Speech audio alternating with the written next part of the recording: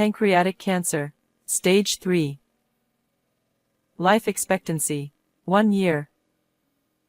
Suddenly, my daily life was enveloped in darkness. The first thought that crossed my mind was whether to tell my husband and son about this. I struggled with this for a bit but ultimately decided not to tell them. I didn't want them to see me weaken, and more than that, knowing firsthand the hardships of caregiving, I didn't want to impose that on them. So, what should I do? The answer came to me quickly: ask for a divorce without saying anything. I couldn't think of any other option.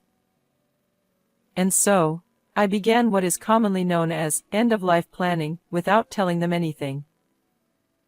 One day, Willa, come here for a moment. We need to talk. A sudden summons. I had no concrete reason to think so, but I was almost certain internally that he had discovered my illness. There he was, with a grave expression, sitting at the table in the living room. Sensing something serious was about to happen, my heart pounded so hard it felt like it would leap out of my chest. I'll get straight to the point. I swallowed hard. I can't deal with a caregiving life. I've seen how tough it was for you. So, let's get divorced. The unexpected statement made my vision go dark for a moment. I understand. I'll leave. Thank you for everything. Ignoring my husband, who seemed to have more to say, I left the living room, and ran out of the house without even the bags I had packed. It was raining outside. Hey, Willa. What's for dinner tonight? My husband, Hunter, after finishing some gardening, peeked in from the yard and abruptly asked. It was 3 p.m., a bit early to be thinking about dinner. But this was a usual occurrence. I haven't decided yet. Oh, I see. He has always been selfish. His womanizing wasn't a one-time thing, and he left most of the housework and childcare to me since he was always like that. He had a penchant for gambling, dabbling in slot machines, horse racing, cycling races, and various other bets, winning and losing repeatedly. He never incurred debts, but there were times when he came close. Even without that, it was extremely difficult for me. Just as our son, Jaden, was becoming more independent, my mother-in-law suffered a cerebrovascular disease and became partially paralyzed. I took care of her almost entirely on my own, but 2 years ago, she passed away, finally freeing me from that burden. As for my husband, I'm honestly not sure what he was doing during that time. He went to work as usual and probably gambled with any extra money he had. He didn't entirely avoid contributing financially. When he won, he'd come home in a good mood and give me money for cosmetics, a nice watch, or even household expenses. But since gambling usually results in losses, there were times it impacted our household finances, and I scolded him when he lost big. I can't even explain why I stuck with him through all this. After he retired, he seemed to change. He stopped fooling around and only dabbled in horse racing. I would see him pondering over the racing newspaper, pen in mouth, and it somehow suited him, for better or worse. Surprisingly, he also took an interest in gardening, a much healthier hobby than gambling. I felt relieved seeing this. As we reached this stage in life, peaceful days finally seemed to arrive. One day, sometime after, Willa, I won. The red pen tucked behind his ear clattered to the ground.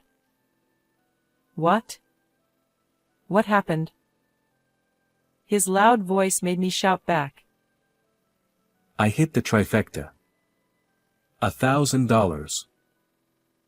Apparently, he had hit the jackpot. Until then, his winnings had only been a few hundred at best, but this time it was $1,000 payout. My husband was overjoyed like a child. Let's go on a trip with this. What?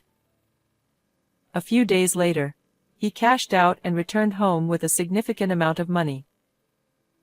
It wasn't enough to feel secure for retirement, but it was still a substantial sum. He suggested using it for a trip, which was very much like him. When was the last time we went on a trip? When should we go? And where do you want to go? Seeing him so excited, I reminisced about our past. It wasn't always sweet, but they were good memories. Thinking back, it's a mystery why I stayed with him, but he was still my partner. There must be some unexplainable charm or something.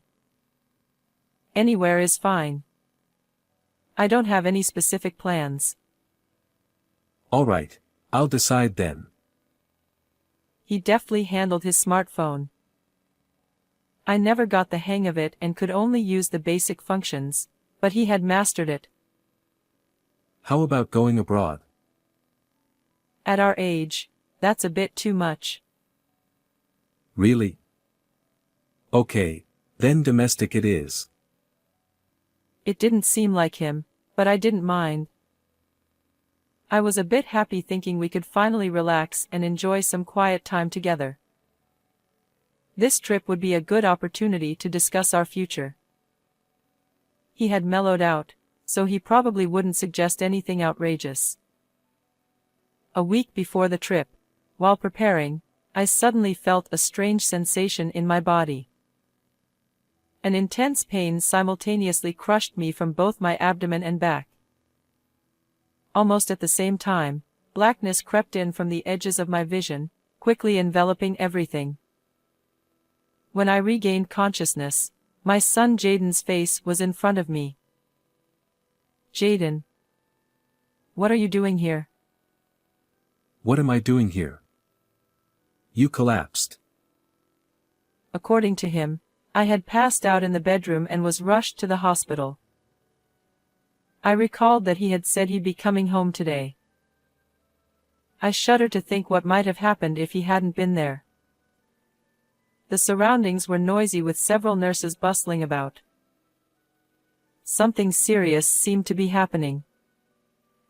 As I pondered whether I was the cause of the commotion, my mind, still foggy, couldn't form a clear answer. As I tried to gather my thoughts, a dull pain surged through my abdomen. I instinctively clutched at it.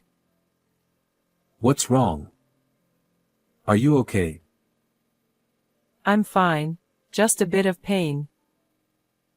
I tried to put on a brave face to avoid worrying my son, but the pain was real. Even if I received a diagnosis, I didn't want to tell my son or husband. I didn't want to burden them with worry or show them my weakening state. I didn't want them to go through the hardships of caregiving. With that resolve, I managed to stay conscious. After several tests, I was admitted to the hospital. I told my son I was okay and sent him home to gather my things. I told him to inform my husband it was just a checkup. All I could do was hope for the best. That night, a middle-aged male doctor in a white coat walked briskly towards me and sat down quietly. Looking at his face, I immediately sensed, something bad is about to happen. He had a very serious expression. Miss Park, please listen calmly. I thought, it's the usual phrase. My intuition turned to certainty. Yes. We've found cancer. Stage 3 pancreatic cancer. It's inoperable. So this is what it means to have your vision go dark. Though it had gone dark just before I lost consciousness earlier, this time was entirely different. The sense of despair was on another level. I see. Cancer. All the previously busy noises faded away, and I could barely hear the doctor's words.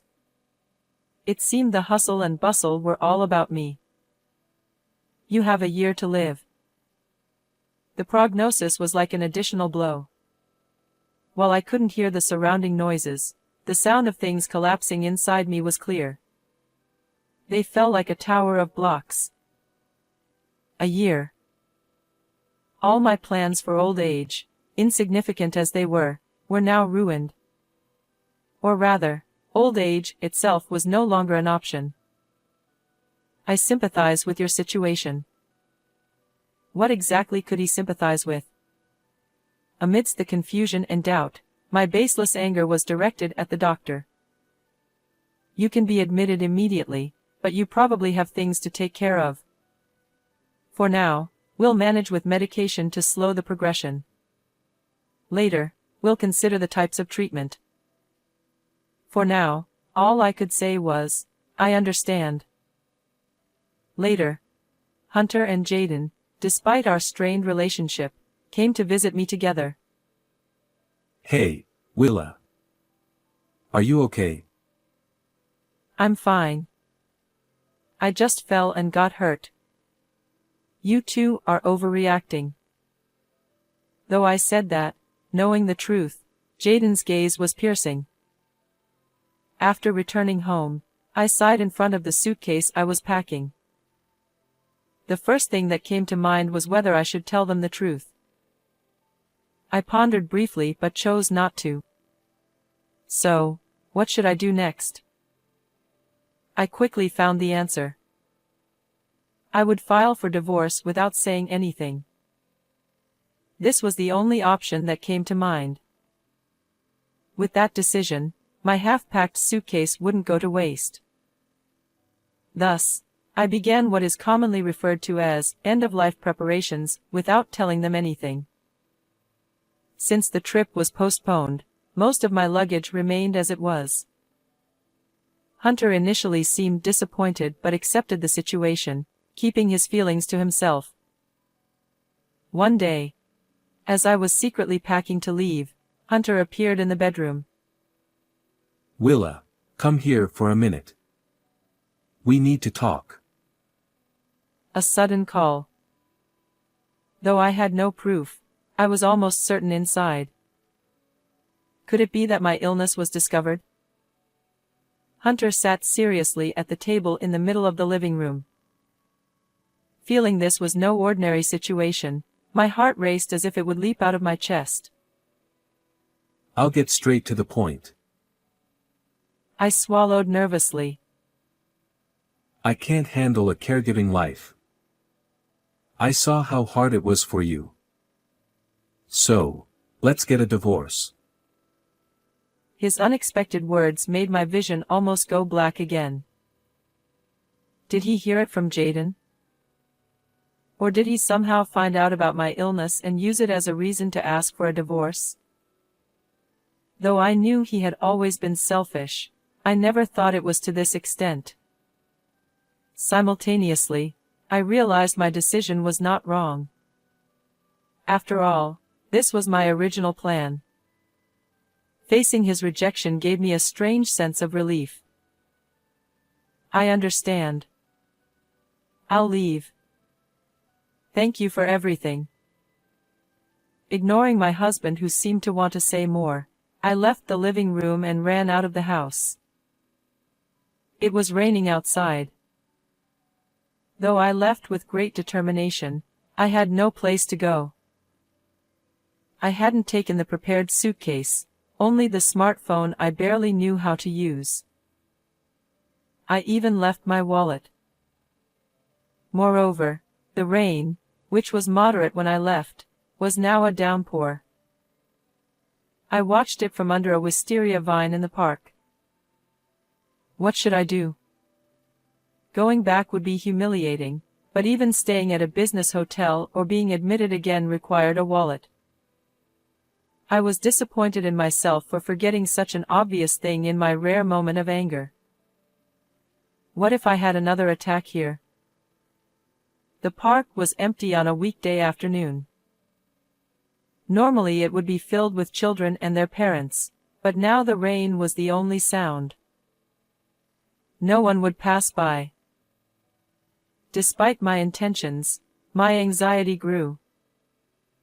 The wisteria vine roof was full of holes, and rainwater was drenching me, making me cold and worsening my condition. But there was nothing I could do. The rain showed no signs of stopping. I waited for a while, but no one came. I had no choice but to go back. Just as I thought that, I was hit by severe stomach pain again. There was no mistaking it, it was the same pain as before. My fears were confirmed. I might lose consciousness again, or worse. As I reached for my smartphone, I heard a voice through the downpour. There you are, Mom. What are you doing here? His voice kept my consciousness from slipping away. Once again, my son saved me. You left without an umbrella. And what's with not listening to Dad? Wait, are you feeling sick again? Hold on, I'll call an ambulance. At the hospital, I was immediately admitted. It was inevitable. Later, Hunter came to visit my hospital room. I wondered if he really didn't want to take care of me, but remembered Jaden's words in the park and stayed silent. Then Hunter spoke, and his words were again unexpected. Why didn't you tell me earlier?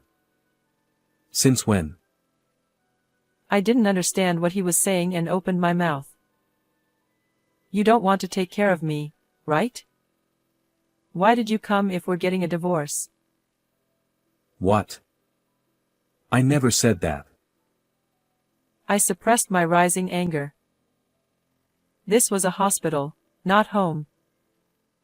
I shouldn't disturb other patients. Yes, you did. You said, I don't want a caregiving life. I didn't intend to burden you either, so it was convenient. Why are you suddenly saying I wouldn't take care of you? What nonsense are you talking about? I don't want your help, so go home. I'm asking why you kept it a secret. Both of us were getting heated. Despite knowing it was disruptive, I couldn't help raising my voice. We seemed to be talking past each other. What was he trying to say? Seeing this, Jaden intervened. Wait. Both of you, reveal what you're hiding. I know everything, but I won't say anything. Talk it out. Then he left.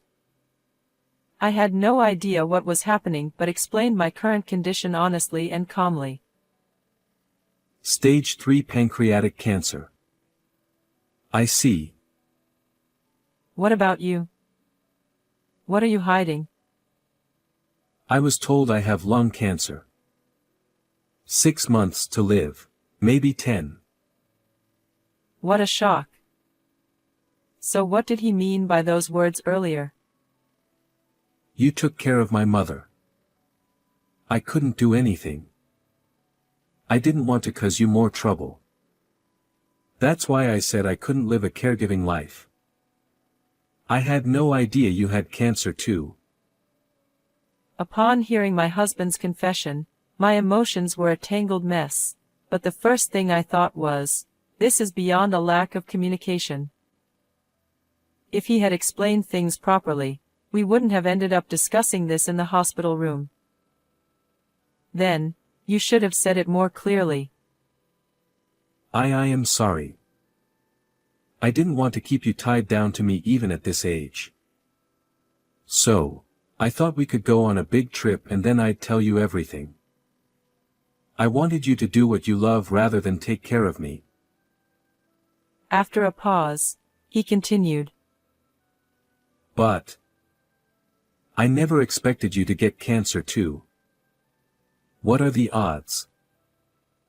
In the end, we were thinking the same thing. Both of us were keeping our illnesses a secret, seeking self-satisfaction in our self-sacrifice. Now, I think I understand why we were drawn to each other. I was thinking the exact same thing. I'm sorry for keeping it from you. No, I should be the one apologizing. I've been nothing but trouble. If you don't mind, could we stay together a little longer? I know it's selfish, but if our time is short, I want us to do what we want together. In this situation, I couldn't find a reason to refuse. More than anything, I found the whole exchange so absurd that I couldn't help but burst out laughing. Haha. What? I'm being serious. I know. That's why it's funny, isn't it? That we were both thinking the same thing. But going abroad is a bit much. I know. That was a joke. After all, I had already been given a terminal diagnosis at that time. Even though he had won big at the races, suggesting a trip was a reflection of his thoughts about the future. It was natural that it felt unlike him. Since that rainy day, we decided to undergo palliative care, repeatedly visiting the hospital but continuing our life at home as usual. Though the attacks weren't completely under control, things were much more stable. Now, we were choosing our travel destination again. It'll have to be within the prefecture, or at least the neighboring one.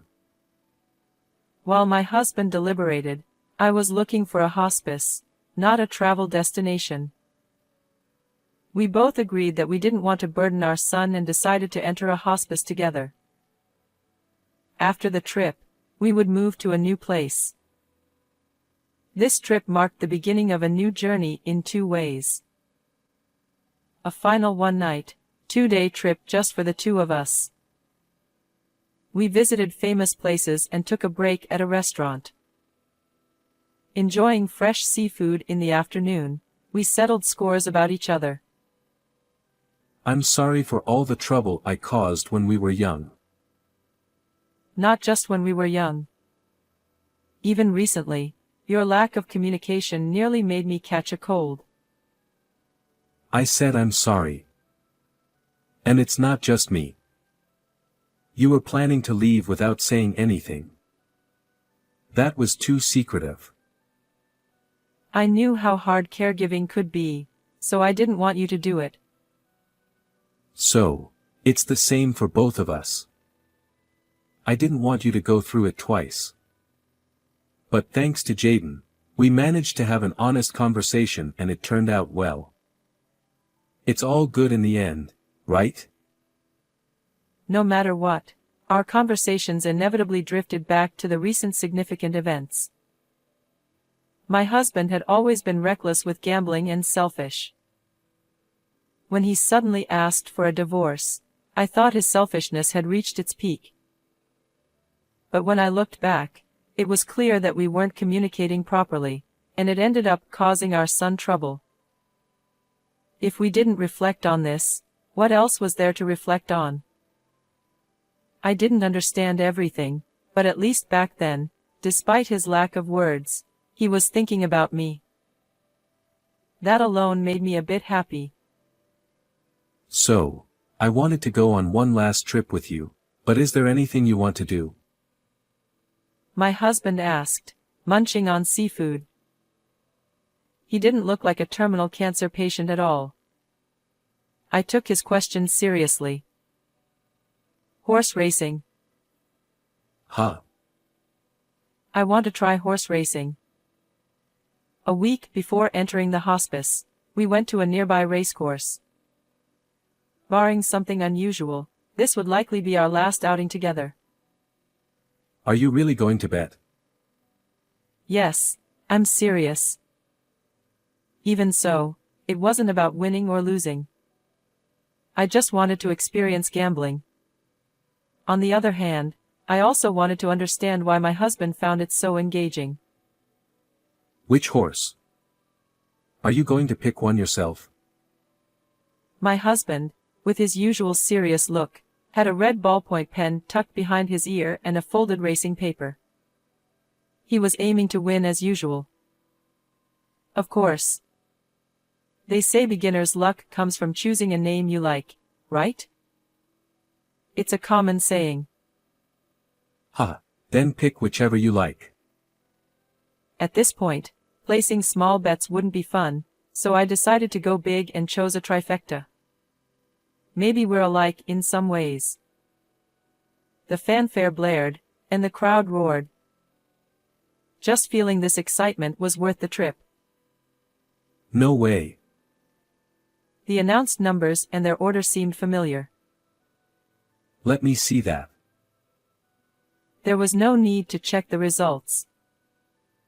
You really won. The payout was a staggering $2,000, double the highest amount my husband had ever won. And so, we enjoyed our remaining days together and finally entered the hospice. It was a nice place with good facilities and attentive care. Much more beautiful than I had imagined. I really liked it here. If our son hadn't come to pick us up on that rainy day, we would have continued misunderstanding each other and wouldn't have ended up here. In my case, I might not even be alive. But now, here I am, with the person I've shared joys and sorrows with for decades. We made our final memories together.